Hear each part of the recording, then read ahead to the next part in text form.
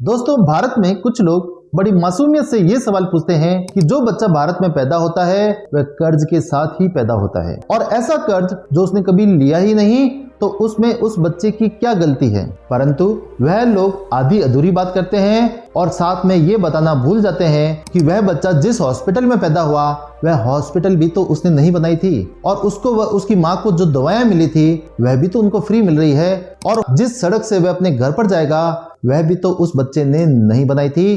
तो कहने का अर्थ यह है कि एक बच्चा जब पैदा होता है तो भविष्य में वह कई सारी ऐसी एसेट्स को यूज कर पाएगा जो उसने कभी बनाई ही नहीं। तो दोस्तों, इस प्रकार की जो नेगेटिव बातें आपके सामने करते हैं, आप उनसे हमेशा थोड़ा सावधान रहिए। और इसी सिलसिले में IMF की एक रिपोर्ट आई है जिसमें भारत के कर्ज के बारे में चिंता व्यक्त की गई है कि भारत का कर्ज भारत की GDP के 100% से भी ज्यादा हो जाएगा, और जिसको लेकर पूरे भारत में बड़ा डर का माहौल बनाया जा रहा है।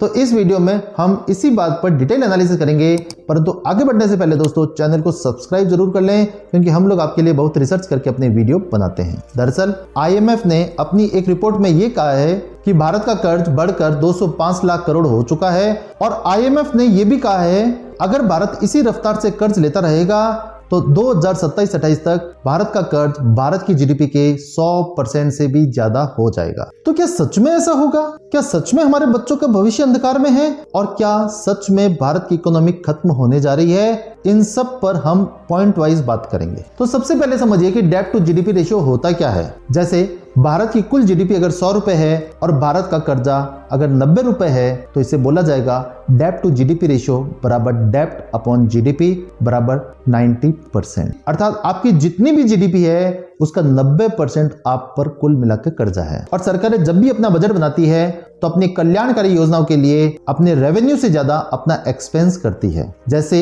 अगर उनका रेवेन्यू 100 रुपए है तो वह अपना खर्चा 110 रुपए करेगी। तो ये जो डिफरेंस है, इसके लिए या तो सरकार अपनी एसेट्स बेचेगी और या उसके लिए वह कर्जा लेगी। और जो कर्जा लिया जाएगा वह भी इंटरनल डेब्ट और फॉरेन डेब्ट दो तरीकों से लिया जा सकता है।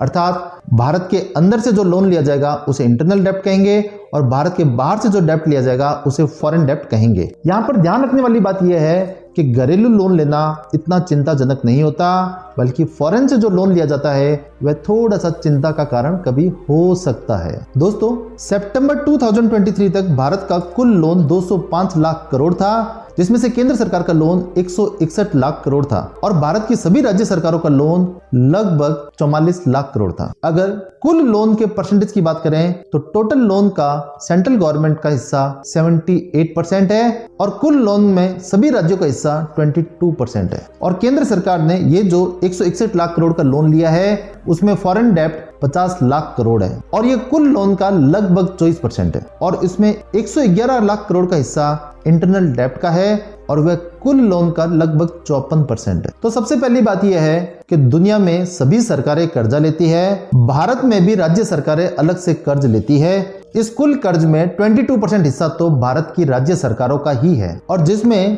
पक्ष विपक्ष सभी की सरकारें शामिल हैं। और पिछले 75 सालों में ज्यादातर समय तो कांग्रेस की सरकार रही है, और लोन तो उन्होंने भी लिया था। मैं ये नहीं कह रहा कि उन सरकारों ने कर्जा लेकर कुछ गलत किया, बल्कि मैं ये कह रहा हूं कि कर्जा सभी सरकारें लेती है, तो सारा दोष इस समय की केंद्र सरकार पर ही क्यों लगाया जा रहा है। अगली बात, अगर आप 100 रुपए का लोन लेते हैं और उसे उड़ा देते हैं तो ये गलत बात है, परंतु आप वही 100 रुपए का लोन लेकर अगर कोई एसेट्स बनाते हैं जिसका फायदा आने वाली पीढ़ियों को मिलेगा तो ये कुछ भी गलत नहीं है। अर्थात अगर लोन बढ़ता है और साथ में देश की GDP भी बढ़ रही है तो ये कुछ भी गलत नहीं है। और इसी रिपोर्ट में IMF ने ये कहा था कि भारत का कुल कर्ज भारत की GDP के 100% से ज्यादा जो होगा वह वर्स्ट सिनेरियो में होगा। अर्थात युद्ध जैसे हालात होंगे, कोविड जैसे हालात होंगे, पूरी दुनिया आर्थिक मंदी के दौर में होगी, उस कंडीशन में 100% से ज्यादा होगा। और साथ ही साथ IMF ने यह कहा था कि यही वर्स्ट सिनेरियो अगर दूसरे देशों पर लगाएंगे और अमेरिका पर 160% से भी ज्यादा का कर्जा होगा, और चीन पर 200% से भी ज्यादा का कर्जा होगा।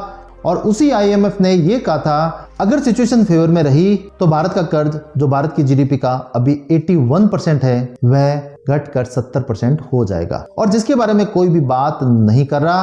और तो और कोविड के समय भारत का डेब्ट टू GDP रेशियो 88% चला गया था, जो अब घटकर 81% आ चुका है। तो ये तो भारत के बढ़ते कदम की निशानी है। और अगर कर्ज लेना ही गलत बात है तो ये बात सिर्फ भारत पर ही अप्लाई नहीं होनी चाहिए, ये दुनिया के सभी देशों पर अप्लाई होना चाहिए। यूएसए, जापान व अन्य कई देश ऐसे हैं जिनकी इकोनॉमी भारत से भी ज्यादा है और उनका डेब्ट टू जीडीपी रेशियो पिछले कई सालों से 100% से भी ज्यादा है, जो भारत का भी 81% है। तो क्या ये देश डिफॉल्ट हो गए? जी नहीं, उल्टे उनकी इकोनॉमी भारत की इकोनॉमी से भी ज्यादा है। अगर अमेरिका की बात की जाए तो अमेरिका पर कुल डेब्ट 33 ट्रिलियन डॉलर है और भारत का कुल डेब्ट 2.47 ट्रिलियन डॉलर है, अर्थात भारत से 1300% ज्यादा अमेरिका का डेब्ट है। और अमेरिका की पॉपुलेशन भारत की पॉपुलेशन का 20% है, परंतु उनका कर्जा भारत के कर्जे से 1300% ज्यादा है। और भारत में एक आदमी पर कर्जा 1,45,000 रुपए से कम है, जबकि विश्व की नंबर 1 इकोनॉमी अमेरिका में यही कर्जा एक आदमी पर 75 लाख से भी ज्यादा है। तो क्या ज्यादा कर्जा लेने से अमेरिका दुनिया की नंबर 1 इकोनॉमी नहीं रहा? जी नहीं, ऐसा कुछ भी नहीं है। अमेरिका आज भी इकोनॉमी के मामले में नंबर 1 है। और डाटा झूठ नहीं बोलते,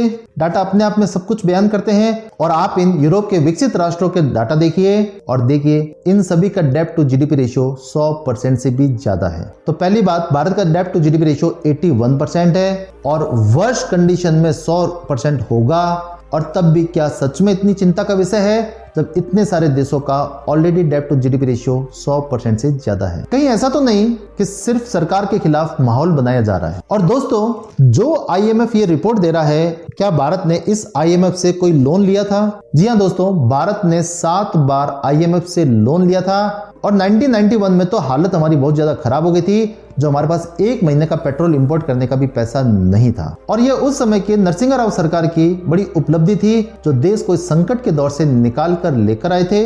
दोस्तों ध्यान रहे, भारत ने आईएमएफ का सारा लोन 2000 में चुका दिया और कोई भी नया लोन 93 के बाद नहीं लिया। और भारत का पड़ोसी देश सबसे ज्यादा लोन लेने वालों की लिस्ट में 4था नंबर पाकिस्तान का है। दोस्तों, अगर लोन की अवधि की बात करें तो लोन शॉर्ट टर्म भी हो सकता है और लोन लॉन्ग टर्म भी हो सकता है। तो शॉर्ट टर्म लोन लेना थोड़ा प्रॉब्लमेटिक हो सकता है क्योंकि आपको उसको तुरंत चुकाना पड़ता है, परंतु अगर लॉन्ग टर्म अवधि के लिए लोन लिया जाए तो वह इतना प्रॉब्लमेटिक नहीं होता क्योंकि उसे आप बड़े आराम से दे सकते हो। और भारत ने जो लोन ले रखा है उसका एवरेज टाइम लगभग 12 साल है, तो यह कोई चिंता का विषय नहीं है। तो यहां पर एक प्रश्न लगातार उठता है कि कौन सी सरकार ने ज्यादा अच्छा काम किया है, तो इसे हम थोड़ा फैक्ट के साथ समझेंगे। अगर 2004-05 की बात करें तो उस समय मनमोहन सिंह सरकार ने सत्ता संभाली थी और उस समय भारत का कुल कर्ज 17 लाख करोड़ रुपए था और उसमें से फॉरेन लोन 10 लाख करोड़ था और भारत का आंतरिक लोन लगभग 7 लाख करोड़ रुपए था और भारत के कुल लोन का 59% फॉरेन लोन था। और जब मनमोहन सिंह सरकार ने सत्ता छोड़ी उस समय भारत पर लोन कुल मिलाकर 55 लाख करोड़ रुपए था और उसमें से फॉरेन लोन 31 लाख करोड़ था और इंटरनल डेब्ट लगभग 24 लाख करोड़ रुपए था। यहां पर ध्यान देने वाली बात यह है कि मनमोहन सिंह सरकार के समय 10 सालों में फॉरेन लोन 10 लाख करोड़ से बढ़कर 31 लाख करोड़ हो गया। कुल मिलाकर फॉरेन लोन 21 लाख करोड़ रुपए ज्यादा हुआ। और आज के समय मोदी सरकार की बात करें तो कुल लोन 205 लाख करोड़ है और उसमें से फॉरेन लोन लगभग 50 लाख करोड़ रुपए, अर्थात इन 10 सालों में मोदी सरकार ने फॉरेन लोन 19 लाख करोड़ रुपए लिया, जबकि यही मनमोहन सिंह सरकार ने फॉरेन लोन बढ़ाकर 21 लाख करोड़ रुपए लिया था। और याद कीजिए, मैंने आपको पहले भी कहा था, फॉरेन लोन का ज्यादा होना थोड़ा प्रॉब्लमेटिक होता है। तो जब मनमोहन सिंह सरकार ने सत्ता संभाली तो उस समय कुल लोन का 59% फॉरेन लोन था जो उन्हें मिला और जब उन्होंने सत्ता छोड़ी तो उस समय कुल लोन का फॉरेन लोन 56% था और आज के समय कुल लोन का फॉरेन लोन सिर्फ 25% है। तो फॉरेन लोन का कम परसेंटेज में होना भारत की इकोनॉमी के लिए अच्छा है। जब मनमोहन सिंह सरकार ने सत्ता संभाली थी तो उस समय भारत की जीडीपी 700 बिलियन डॉलर थी और जब उन्होंने सत्ता छोड़ी तो लगभग भारत की इकोनॉमी 2000 बिलियन डॉलर थी, अर्थात मनमोहन सिंह सरकार के समय कुल मिलाकर भारत की जीडीपी 1300 बिलियन डॉलर बढ़ी, जबकि आज के समय भारत की इकोनॉमी 3.75 ट्रिलियन है, अर्थात 3750 बिलियन और कुल मिलाकर 1700 बिलियन डॉलर से भी ज्यादा इकोनॉमी बढ़ी और बहुत जल्दी भारत की इकोनॉमी 4 ट्रिलियन पर पहुंचने वाली है। तो दोस्तों, मनमोहन सिंह सरकार के समय 1300 बिलियन डॉलर बढ़ी और यही मोदी सरकार में 1700 बिलियन डॉलर से भी ज्यादा बढ़ी। अगर फॉरेन रिजर्व की बात करें तो 2004 में जब मनमोहन सिंह सरकार ने सत्ता संभाली तो उस समय भारत का फॉरेन रिजर्व $100 बिलियन था और 2014 में जब उन्होंने सत्ता छोड़ी तो उस समय भारत का फॉरेन रिजर्व $300 बिलियन था। अर्थात कुल मिला के $200 बिलियन उन्होंने फॉरेन रिजर्व बढ़ाया और आज के समय भारत का फॉरेन रिजर्व $615 बिलियन है। अर्थात मोदी सरकार ने $315 बिलियन का फॉरेन रिजर्व बढ़ाया है। अगर नेशनल हाईवे की बात करें तो 2004 में जब मनमोहन सिंह सरकार ने सत्ता संभाली उस समय भारत में 65,000 किलोमीटर का नेशनल हाईवे था और 2014 में जब मनमोहन सिंह सरकार गई उस समय तक भारत में नेशनल हाईवे 91,000 किलोमीटर था। अर्थात कुल मिला के 26,000 किलोमीटर का नेशनल हाईवे उन्होंने बनाया और आज के समय भारत में 1,45,000 किलोमीटर का नेशनल हाईवे है। अर्थात इन 10 सालों में मोदी सरकार ने 54,000 किलोमीटर का नेशनल हाईवे बनाया। और तो और मनमोहन सिंह सरकार के समय भारत ने हथियारों की बहुत कम परचेज की थी, यहां तक कि रक्षा मंत्री ने यह बयान तक दे दिया था कि हमारे पास हथियार खरीदने के भी पैसे नहीं हैं। और वहीं आज की सरकार दुनिया भर के हथियार खरीद रही है। और आज के समय जो नए IIT, IIMs, एम्स, नए पोर्ट्स, नई सड़कें, जो नया रेलवे कॉरिडोर्स बन रहा है उसके लिए सरकार को पैसा उधार लेना पड़ता है और इस कारण कर्ज बढ़ा है। तो कोई भी लोग जो आपसे ये पूछते हैं कि भारत को इतना कर्जा क्यों लेना पड़ा तो आप उन्हें इन फैक्ट के साथ बताइए कि भारत सरकार को इस कारण कर्जा ज्यादा लेना पड़ा और जिसका फायदा भविष्य में भारत के सभी नागरिक लेंगे। और इसमें कुछ भी गलत नहीं है क्योंकि अगर कर्जा लिया गया है तो साथ में इतनी एसेट्स भी भारत में बनी हैं। परंतु यहाँ पर एक सोचने वाली बात यह है कि भारत की क्रेडिट रेटिंग अभी थोड़ी खराब है जिसके कारण भारत को ज्यादा इंटरेस्ट रेट पर कर्जा मिलता है।